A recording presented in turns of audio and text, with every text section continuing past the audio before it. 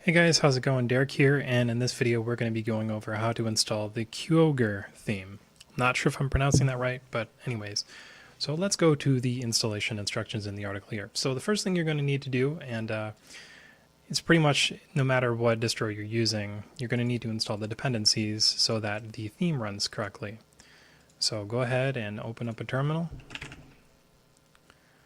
and just paste the command like that. Password, and this will install.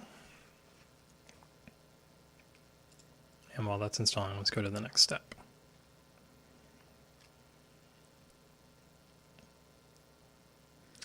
So in this instruction set that I wrote, you need to clone it to your desktop, the git clone command. So git clone.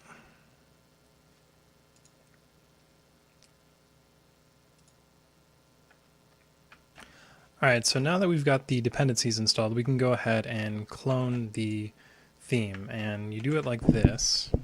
It's going to download the source code directly.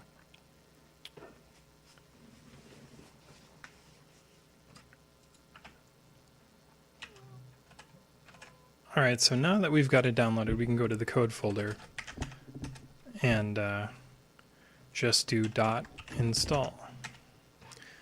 And now we've got the theme installed and set up. Now it's got a bunch of other features, and you can go ahead and check that out by going to the link in the description. Like for instance, we can reinstall it with GNOME support and all of that. So to enable that, we need to, on GNOME at least, and I'm going to show you really quick, we need to install tweak tools. So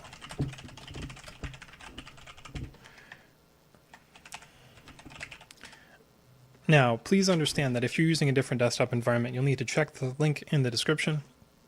I linked how to set this up on all desktops, but I'm using GNOME and Ubuntu for this theme, so that's what I'm doing. Go to tweak, open that up, and we can apply Qogir. So you go to Appearance, and you go to Application Theme and Qogir GNOME, and that should instantly apply it once I set it. There we go. Okay, so then we got the theme working. So that's what it looks like. If you have a shell theme, you want to change it. I like the default for this setup here, but you can also change it and it has themes there as well.